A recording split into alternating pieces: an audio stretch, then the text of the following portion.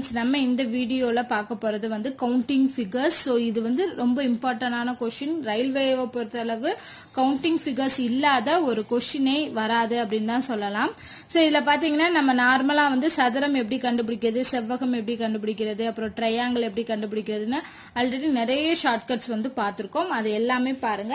So இவங்க கேட்கறதெல்லாம் வந்து ஓரளவுக்கு ரொம்ப சிம்பிளா தான் இருக்கு. ஜஸ்ட் அதுல என்ன இருக்குன்னு மட்டும் தெரிஞ்சுக்கிட்டாலே ஆன்சர் கண்டுபிடிச்சலாம். இப்போ இங்க பாத்தீங்கன்னா இதுல இந்த டயக்ராம்ல எத்தனை சதுரங்கள் இருக்கு. சதுரங்கள்னா 4 சைட்ஸுமே ஈக்குவலா வரணும், அதுதான் சதுரம்.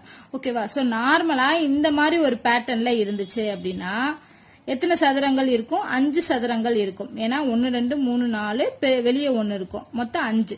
சோ இதே பேட்டர்ன்ல இங்க எத்தனை பாக்ஸ் வருதுன்னு பாருங்க. உள்ள இருக்க 2, வெளியே இருக்க 2, சோ அப்ப 4 வருது.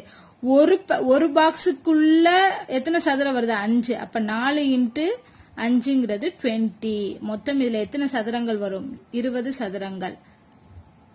இது வந்து தனித்தனியா பார்க்கும்போது இப்ப இந்த 2 சதுரத்தை கம்பைன் பண்ணி பார்ப்போம். ஓகேவா? சோ கம்பைன் பண்ணும்போது, அதாவது இந்த பெரிய பாக்ஸை தானே நம்ம பார்த்தோம். இப்ப இந்த 2 பாக்ஸ் கம்பைன் ஆகும்போது நமக்கு என்ன வரும்? ஒரு சதுரம் வரும். பெரிய சதுரம் மட்டும்தான் வரும். ஏன்னா சின்ன சதுரம் எல்லாமே தனித்தனியா கால்குலேட் பண்ணிடுவோம். அப்போ ஒரே ஒரு சதுரம். சோ 21 சதுரங்கள். நம்ம பார்த்த உடனே 20 போட்டக்கூடாது, கம்பைன் பண்ணணும். தனித்தனியா பார்க்கும்போது எவ்வளவு வருது, கம்பைன் பண்ணும்போது எவ்வளவு வருதுங்கிறதையும் பார்த்து மொத்தம் 21 சதுரங்கள் அப்படிங்கிற ஆன்சர் கொண்டு வாங்க. டயக்ராம் பாத்தீங்கன்னா இந்த டயக்ராம்ல எத்தனை முக்கோணங்கள் இருக்கு. சோ இந்த மாதிரி பாக்ஸ் மாதிரி கொடுத்திருக்க இந்த டயக்ராம்ல எத்தனை முக்கோணங்கள் இருக்குன்னு பார்ப்போம். ஃபர்ஸ்ட் சிங்கிளா இருக்கக்கூடிய முக்கோணங்கள் பாத்தீங்கன்னா 1 2 3 4 4 முக்கோணங்கள் சிங்கிளா இருக்குது. அடுத்து கம்பைன் பண்ணுங்க 2 2. அப்போ இந்த பக்கம் ஒரு முக்கோணம், அந்த பக்கம் ஒரு முக்கோணம், அதே மாதிரி இந்த சைட்ல ஒரு முக்கோணம், இந்த சைட்ல ஒரு முக்கோணம், இதுல ஒரு 4 வரும். வேற அவ்வளவுதான் வரும், வேற எதுவுமே வராது. சோ மொத்த முக்கோணங்கள் அப்படின்னு பார்த்தோம்னா 8 முக்கோணங்கள் அப்படிங்கிறது வரும். அடுத்த கொஸ்டின் பாத்தீங்கன்னா இந்த டயக்ராம்ல எத்தனை முக்கோணங்கள் இருக்கு. சோ இதுல பார்த்தாலே நிறைய முக்கோணங்கள் இருக்குன்னு தெரியுது. ஃபர்ஸ்ட் சிங்கிள்ஸா இருக்கக்கூடிய முக்கோணங்கள் எத்தனைன்னு பார்ப்போம். பார்த்தோம்னா 1 2 3 4 5 6 7 8 9 10. அதே மாதிரி கீழே பார்த்தோம்னா 11 12 13 14 15 16 17 18 19 20 முக்கோணங்கள் சிங்கிளா இருக்கக்கூடியது. ஓகேவா? சோ சிங்கிளா இருக்கக்கூடிய முக்கோணங்கள் அப்படின்னு பார்த்தோம்னா 20 வருது. இப்போ சிங்கிள்ஸ் இல்லாம 2 முக்கோணங்கள் சேர்க்கும் போது என்ன வருதுன்னு பார்ப்போம். ஓகேவா? இது 1 இது வராது, இது டைமண்ட் ஷேப்ல போயிடும்.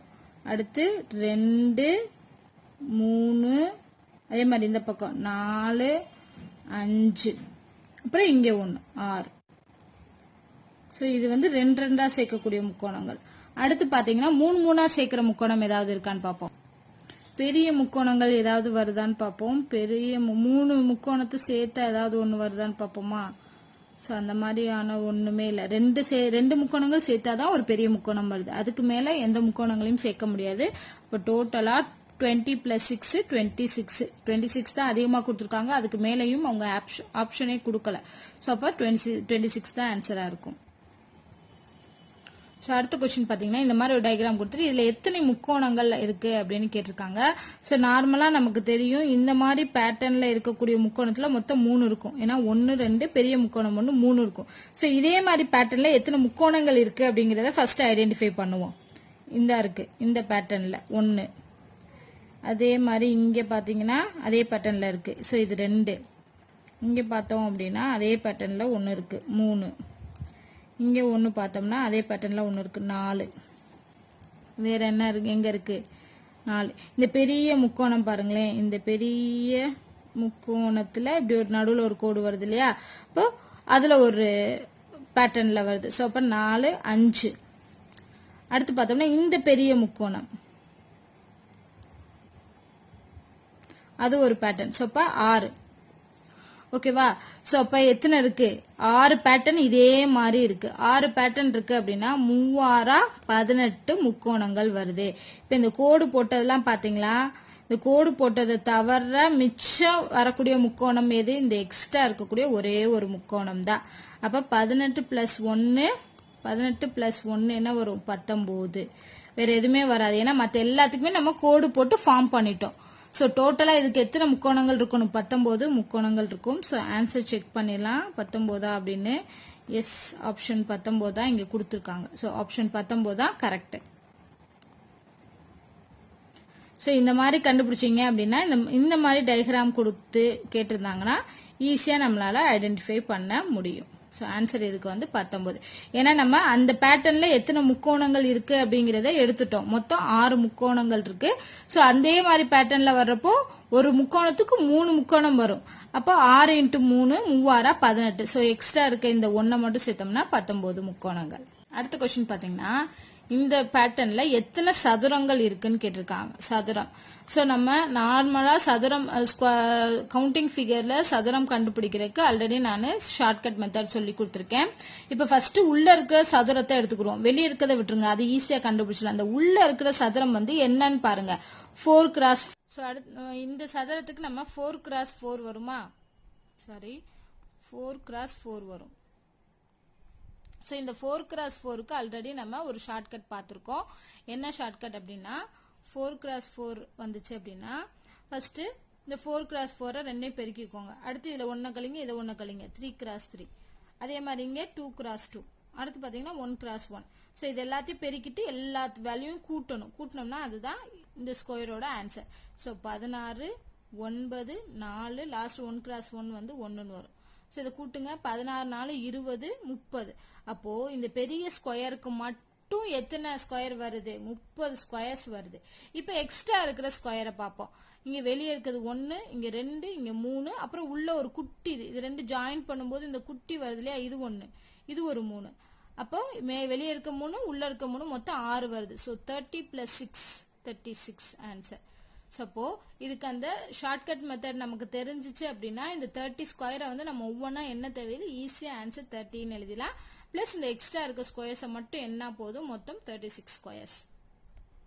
அடுத்து பாத்தீங்கன்னா இது வந்து டிஃப்ரெண்டான கொஸ்டின். இது வரைக்கும் ஸ்கொயர், ரெக்டாங்கிள், ட்ரையாங்கிள், ஸோ இந்த மாதிரி தான் நம்ம கவுண்டிங் ஃபிகர்ஸ்ல பார்த்திருப்போம். ஆனா இங்க என்ன கேட்டிருக்காங்கன்னா எத்தனை வட்டக்கோண பகுதிகள் உள்ளன அப்படின்னு கேட்டிருக்காங்க. வட்டக்கோண பகுதினா என்ன? இப்போ ஒரு வட்டம்னு எடுத்துக்கிட்டோம்னா, இப்போ ஒரு வட்டம்னு எடுத்துக்கிட்டோம்னா அதுல வட்டக்கோண பகுதிங்கிறது இந்த மாதிரி கோணங்கள் உருவாக்கக்கூடிய பகுதி தான்.